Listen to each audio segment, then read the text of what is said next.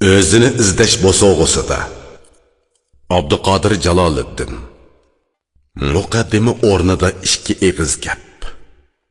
Kimlik guvohnomasini ko'tarib yurishgan holda o'zining haqiqiy kimligini bilmaslik odamlarimizdagi gumrohlikning tipik jumlasidir. Ba'zi qarindoshlarim mendan biz kim deb so'radi. Ular javobimga qoyil bo'lishdi. Lekin biror yaxshi ishga moyil bo'lishmadi. Gapini qilib, epini topolmaslik, nafni ko'zlab, haqni ko'zlamaslik zamondoshlarimizning iymoni susliqni oshkorlab qo'ydi. Bundaq holda mundaq bir qo'rqinchli reallik ko'z oldimizda ayon bo'ladi.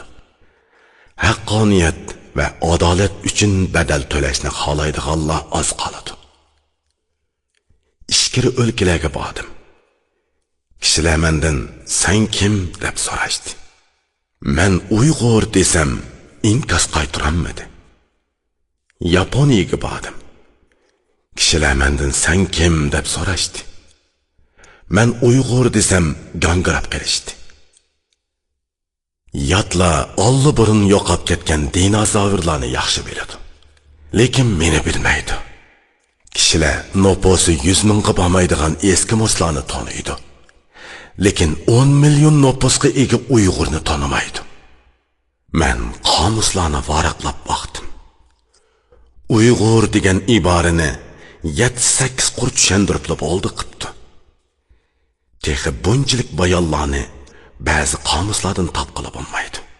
Chivinchashqan qurt qo'ng'izlar haqidagi bayonlar 1-2 batdan oshadi ekan. Bu ishlar menga xor keldi. Nomus qildim. Jahon menga tor keldi. Agar 10 million kesakdan qasr silishga to'g'ri kelsa, sayohatchilarni o'ziga tortib, olamga purkatkidek qasrdan biri putishi mumkin. Men mavjudman. Lekin mening mavjudligimni dunyo tanimaydi va e'tirof qilmaydi. Amerika negri yozuvchisi Ralph Ellison "Ko'rinmas odam" degan romanida men o'zimdan boshqa hech kim emas, lekin shuni bayqadimki, men bir ko'rinmas odam deb yozadi. Darvaqa, mendimi so'qib turgan insoniy yurak bor. Tomirlarimda eqib turgan issiq qon bor. Menmi fikr qilaman, bahor faslida g'ujjida ichilgan gullarga qarab xushal bo'laman. Lekin meni hech kim tanimaydi. Ovozimni hech kim anglamaydi. Bu kitobga mening Yaponiyadagi musofirlik tuyg'ularim mujassamlangan. Bir yilga yetmagan vaqt ichida sirtdagi notanish obrazimni o'z kechirmishlarim orqali tushungandek bo'ldim.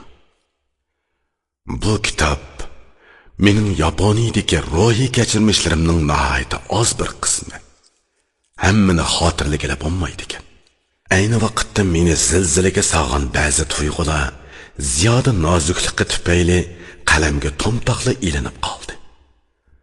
Makonning o'zgarishi bilan uningga qarata boshqa bir tuyg'u paydo bo'ladigan gapkan. Aslida vatanga qaytib kelibla Yaponiya ta'sirotlarim haqidagi kitobimni yozishni boshlamoqchi edim. Lekin dars o'tish, darslik tuzish ishlari bilan buningga tuzuk vaqt chiqaramadim. Jiddiy havola bilan G'arbning tafakkuri degan kitobning tarjimasini ishladim. Nayta afsuski, havola qilg'uvchilar mening vaqtida vujudga chiqarib bergan bu ishimni bugungi shahar Uyg'urlarga tabiiy bilinadigan beparvolik bilan bir yildami yo'riqlikka chiqarib bo'lolmadi. Shunday qilib, men boshqalarning ra'yini deb mazkur kitobimni yezib tugatgidek oltin vaqtni qo'ldan berib qo'ygan bo'ldim. Mening do'stlarga bo'lgan mas'uliyatim yana bir qatim mas'uliyatsizlikka uchradi. Yaponiya haqidagi ta'sirotimni oxir yezishga kirishdim. Kitobning bitish jarayoni nihoyatda jafoliq va lazzatsiz bo'ldi. Meni izlaydiganlar va mendan foydalanadiganlar mazkur kitobning yozilishining talay qitim uzilib qolishiga sababchi bo'ldi. Ishlarni va shaxslarni yezishdagi qizg'in ruhiy holatimni asliga keltirish bak mushkul bo'ldi. Kitobni yozaman deb xeyli ko'p manfaatli ishlardan voz kechdim. Chunki moshundoq bir kitobni yozishni o'zimga nisbatan qarz deb hisoblagan edim. Bizda chet elga chiqib ilm tahsil qiladiganlarmi ko'paydi. Lekin ko'rgan bilganlarini rasmiy holda qalamga elib, o'z qarindoshlarini o'ylantiradiganlar yo'q hisobda bo'ldi. Jumladan Yaponiyada o'qigan necha yuzlagan qarindishimizmi taraqqiy qilgan dunyoning qandoqligi haqida o'z xalqiga tuzuk bir ikki kalima so'zlab berishga texicha ulgurolmadi. Shuncha ko'p vatandoshlarimizning oliy darajalik ilmiy unvonlarni og'ichi o'qib, yengillikqa tashna xalqiga oz to'la gap qilib berolmasligi bugungi uchur va aql davrida echinishliq isrofchilik hisoblanadi. Bir yilga yetmagan vaqt ichida Yaponiyaning tuzini yedim, suyini ichdim. Nurg'un yaxshi odamlarning do'stona yordamiga erishdim. Buningga javoban biror aqliy emgak natijasini o'ttirg'a chiqarmasam sat bo'ladigandek bilindi. Yaponiyada tuz yegan o'zim va necha yuzlagan qarindishimga vakolatan Yaponiya haqidagi ta'sirotimni kitob qilib yezib chiqishga inshaalloh oxiri muvaffaq bo'la oldim. Yaponiyada turish vaqtim qisqa bo'ldi. Qo'lim texim qisqa bo'ldi. Shunga Yaponiyani tuzuk aralab chiqolmadim. Bag'a yerlarim nihoyat oz bo'ldi. Yaponiyadagi har soha arboblari bilan uchrasholmadim. Har qaysi joylarda o'qiyotgan vatandoshlarimni yo'qlayolmadim. Ular bilan ilmiy suhbatda bo'lolmadim. Aslida ularning har biri bilan muayyan temada ahvollashgan bo'lsam, maxsus suhbatning o'zidilla bir kitob vujudga kelgan bo'lar edi. Afsus, undaq bo'lmay qoldi. Meni uchur va materiallar bilan ta'minlashni xohlaydiganlarmi intayin oz bo'ldi. Shu sababdan kitobimning barliq masalalarga to'liq inkos qaytirib ketarishi notayin.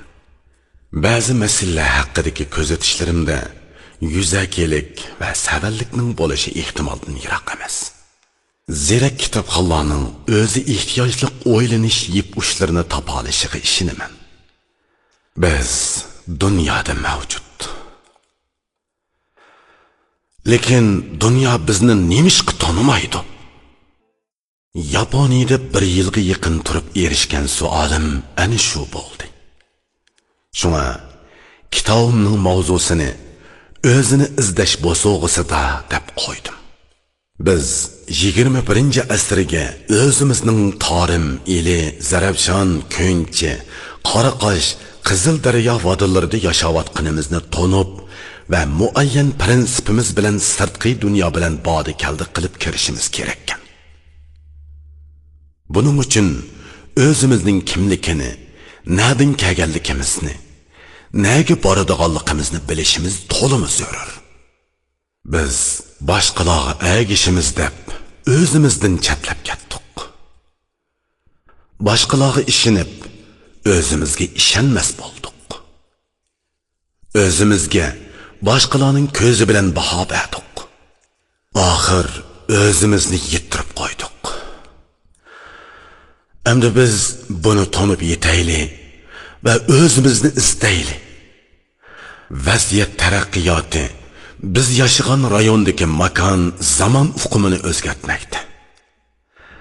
Biz o'zgarayotgan makon uqumidagi yangi o'zligimizni bayqishimiz kerak.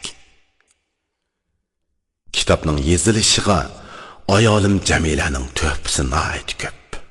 U men uchun ham ayol, ham kotib. U yapon tilidagi uchurlardan meni bahramand qildi. Bir qism material, ism va atalg'ularni tarjima qilib tayyorlab berdi. Avom oldida uningga rahmat aytishni loyiq topdim. Biz Yaponiya Rotary klubiga oila bo'yicha rahmat aytamiz. Agar ularning o'qish yordam puli bo'lmagan bo'lsa, Yaponiyada jiq qolaysizliklarga uchragan bo'lardik. Sirtqa chiqqanda u yerda nurg'un do'stlarning borligini bayqaysan. Do'st dushman haqidagi biliming oshadi. Hayotning va muhabbatning qadriga shu chog'da yetsan.